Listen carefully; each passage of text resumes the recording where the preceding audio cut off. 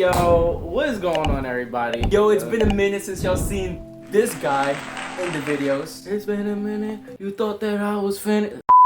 He's back in black and we matching. That's facts. Ooh, that's bars. And that's actually what this video is about. We're gonna be talking about the steps on how to make a song. We're gonna break it all down between us. We're gonna go in different parts talking about the storytelling, Back and forth. the rhymes, how to create choruses and verses, and just the whole package. Because you know, la Rythmn, you feel me? Yeah, because right here we got artist, musician, poet, pianist, vocalist, so we really have the whole stack right here. But the first thing that we're gonna talk about, which is the very first thing you should think about when making a song, is the genre. So DJ, take it away.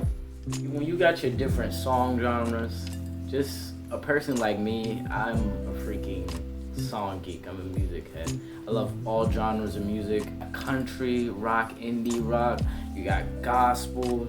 You got Spanish. Well, you got rap, Spanish music. You got rap music. You got bachata. You feel me? Salsa. It's just whatever you like to listen to. But when choosing a genre for a song that you're about to create, you have to really think, what are you vocally comfortable and flexible with, and something that you truly love to sing. Even you have different tones of emotions in the different genres, like when you have your country music, your sad country music, like I put a bottle against my head and pulled the trigger, tried to drink away this misery. That's a good song, but a very sad song. And then you got baby, lay on back and relax. Kick your pretty feet up on my dash. No need to go nowhere fast. Let's enjoy right here where we at. Like, you know, that's the fun part about writing a song. For me, vocally, as a vocalist, I can sing R&B, but what I create is usually sad pop. Like, I have the vocal dexterity and control to do both. When you go vocally adapt to training your voice and learning different genres of music, that's important to you as a musician, no matter what type of musician you are. Whether you're a DJ that does EDM, whether you're a rap artist, learning different genres of music helps you with your tempo and broadens your horizons. Once you come to a conclusion of what genre your music will be, that is the absolute beginning of writing your song. And you already know how it is. Y'all do sorry. You got my bro pulling up to talk to you about song genre and direction. Alright guys, back to me. So like you heard from DJ, once you finally pick a genre that fits your vocal range, that fits your style, that fits your visualization of the song that you want to do, and you have a wide range of stuff, and you can go back in the video so you can listen to all the stuff that he mentioned, and you can also just research online. There's subgenres of genres, so you really have a whole list to pick from. But once you do, now we gotta really start thinking about the direction that you want to take this song to. Directions mostly are tied related to emotions, breakdown, different themes that have to do with different types of songs. So whatever floats your boat, but you gotta pick a direction because that's gonna help with the later steps that we're gonna talk about, and it's gonna really tie everything together. If you start your song talking about how you miss this girl, that's going to completely get cut.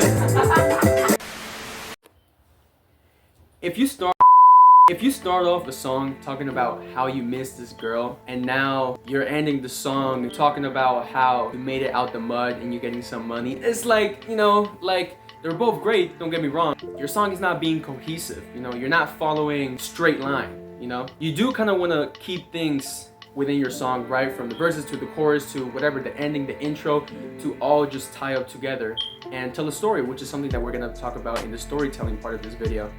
Now, when it actually comes to using this practically when you're actually writing, what I usually do is, if I have a piece of paper, or if I'm doing it on my phone, on the top I will write like theme, and then under that I write words that are related to whatever I'm talking about. At first they might not seem like they connect, but as the song goes along, you're kind of picking and choosing from those words and connecting it like a puzzle, and it's building slowly your song. You know, we're back to 9th grade English class and you're writing your essay, you gotta stay on track. And now we're gonna direct y'all to the next part of this video with DJ, how to build the chords. in your song? Basically, when I'm building the chords to a song, I think if I want to go a happy route or a sad route, majority of the chords that I play, of course they're beautiful chords, but they are more on the mellow tone and sad place. Because from a sad place comes raw emotion. There are people, which is nothing wrong with it, but there are people that have to, sit there and look at sheet music and look at each chord, F, where the F, G, okay, F, G, okay, I gotta hold it here, pause, rest, But for me, and a lot of musicians, we learn from sound, from hearing, from listening. One of the things that I do when I practice, like playing my piano, like I'll play lo-fi, some jazz in the background, whatever I'm listening to, just to feel the vibes out, and I'll play and improvise to it. Learning improvisation is really important to you as a musician, because say you're in a jam session, you're making a song, say if the artist is in the flow moment, you're live and you just want to mix up the lyrics or mix up the tempo for like a split second. I'm a visual hands-on learner. Like, you really just have to learn improvisation and to be comfortable. Yes, this is a big baby. But anyway, for the next part of the video, my nigga is gonna be talking about tempo. Man, I wish I had 750. For the next part of the video, he's gonna come in and he's gonna focus on telling you the tempo and la ritmo of la música. Alright, y'all heard a lot about chords. Like he said, this was a tad tricky because a lot of beginners and even intermediate players mess this part up. So I thought this would be way better if I demonstrated. If I play the following chords: C, G, A minor, and F. I could play those same chords in so many different ways. This is why we kind of take things in music and we just keep extracting little bits and pieces that we can learn from, then fix it, know what I'm saying? Apply our own sauce style, then add it back to the song, because not everything has to be black and white. So those same chords, I could play them with this type of tempo.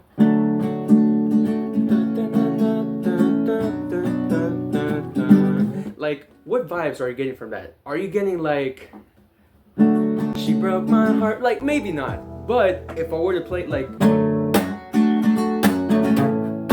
now I'm changing the whole vibe. It's the same chords, but the way I'm playing them, and at the rhythm, at the speed I'm playing them, because we could even slow this down a little bit more.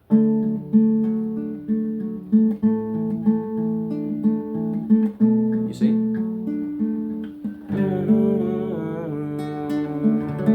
When we talk about tempo, you kind of hear people talk about like, oh, do you play with the metronome, right? Which is the thing that kind of goes like,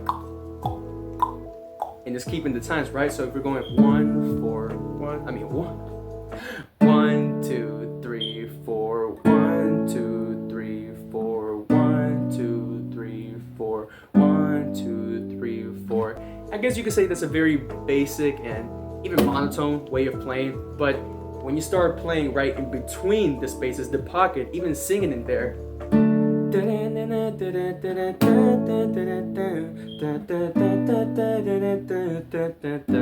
now it gets a little bit more interesting. It's the same type of 1, 2, 3, 4, but you're adding more spice, your own spice, right? That was vocally, but if we try with the guitar,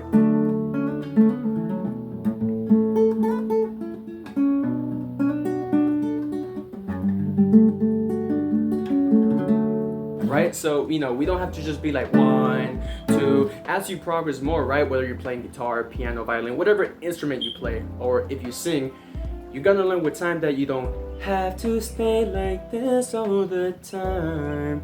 You can spice it up. Once you use the tempo, whether we're going a little fast or slow, make sure you get creative with it. In the middle of each 1, 2, 3, 4. Make sure you get creative in the middle, right? Whether you wanna leave some space to really create that dynamic between the chords, and really when you leave space between those chords that you're playing with the tempo, right, with your rhythm, it puts a lot of emphasis on the last chord that you played. So something like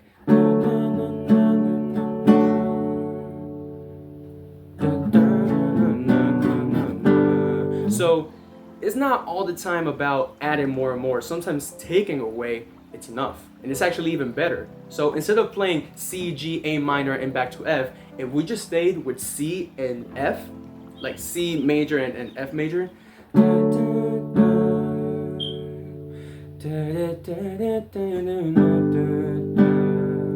so only 2 chords, keeping the right tempo, experimenting with the tempo, and doing the same thing vocally is just enough for you to make a song that you're happy about. Alright, but we're gonna get rid of this guitar and we're gonna go back to the writing with DJ, talking about how you build your choruses.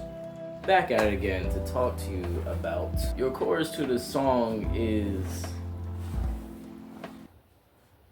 I was not trying to be in the video. My titi made some seafood lasagna, bro. Snack break. This shit about to be, bro. This shit about to be bad. All right, that's usually the part of the song that everybody knows, even if you don't know the rest of the song. People like you heard of this song? Oh yeah, I heard of it. And then you'll sing like the chorus of the song, you're like, oh yeah. I remember that part of the song. I remember hearing that song. It's a song that I wrote, and the chorus to that is, I am not alone. Every time I see you, feel you in my dreams. I am not alone. And that'll be the chorus. It's a beautiful thing that brings it all together. That's when you start getting deeper and you getting explanations, you getting the conflicts, the compensation for the conflict, and then you go right back into the juice of it. Your boy, Hirojin, is finna pull up, come in, and talk to you about these verses.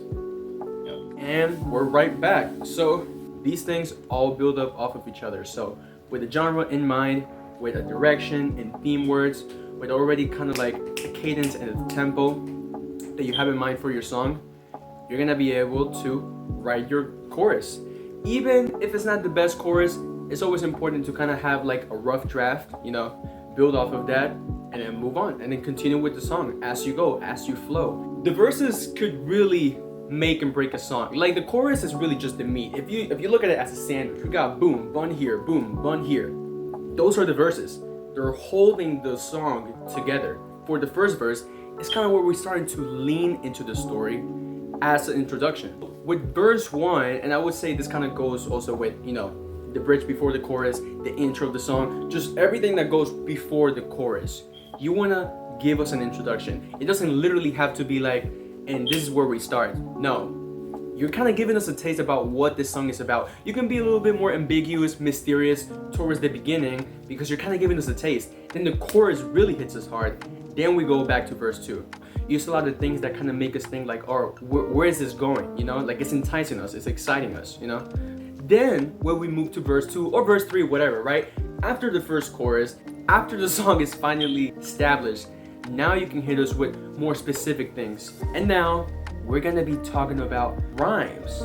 Everything that has to do with wordplay in music, but also a bit in poetry. We're gonna get back to DJ. Was good. A good skill to have as a musician is to have something like poetry under your belt, because it helps with linguistic flexibility. So for one thing, of course you could rhyme 2 different lines, roses are red, violets are blue, I'm just trying to be with you, at the end of the day I was a fool.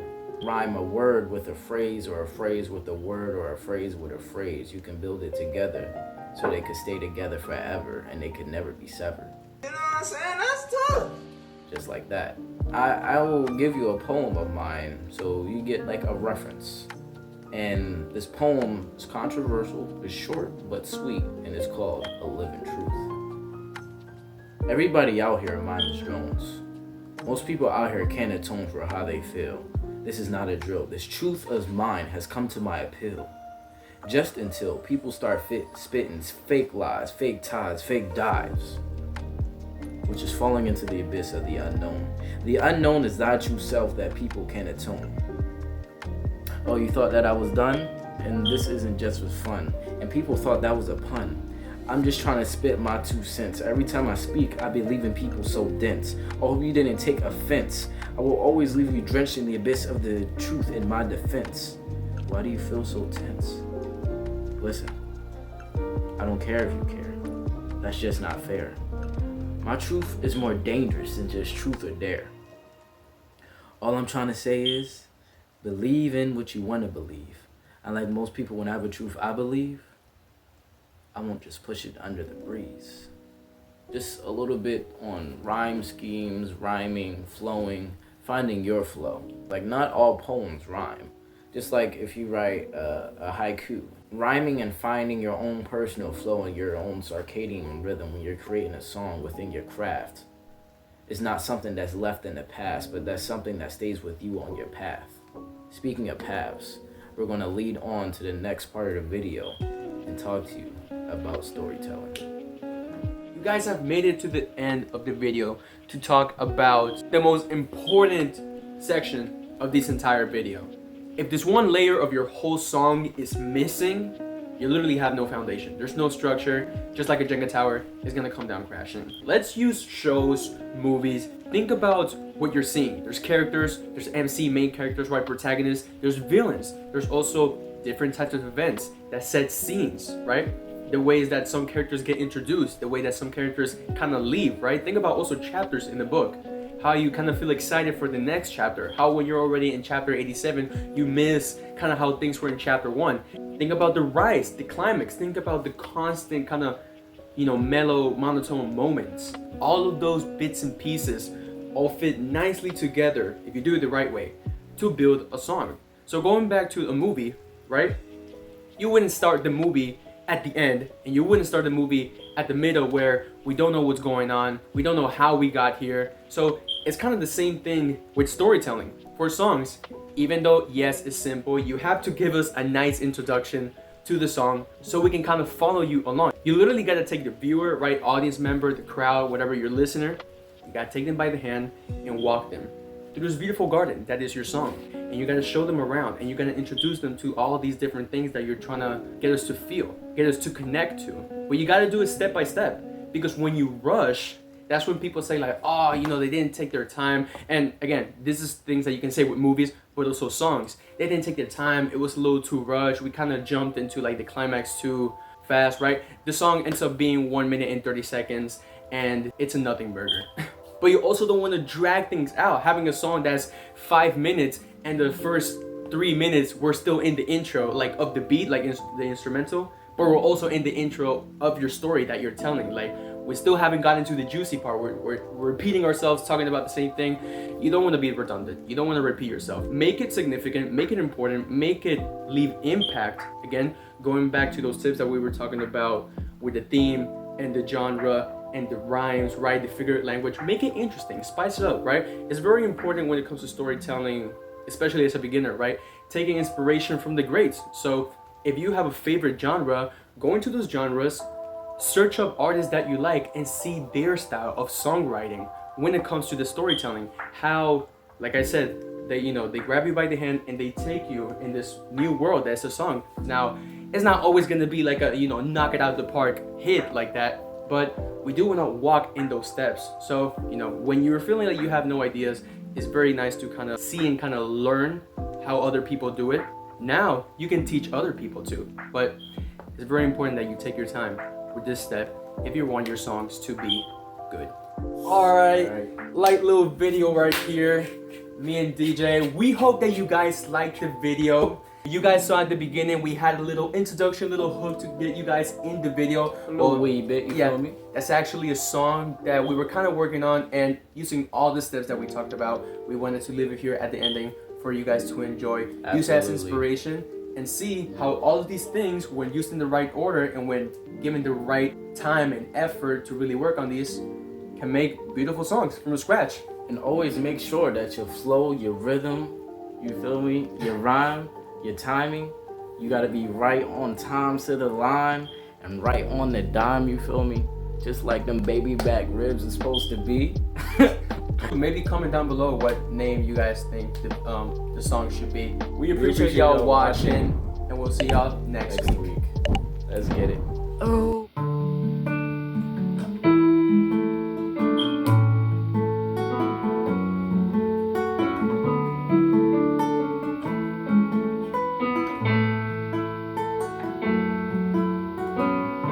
It doesn't feel right.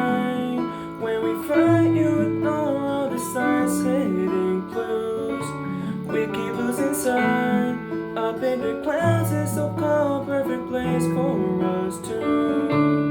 On those lonely nights when I stare at the stars, I see you. Then I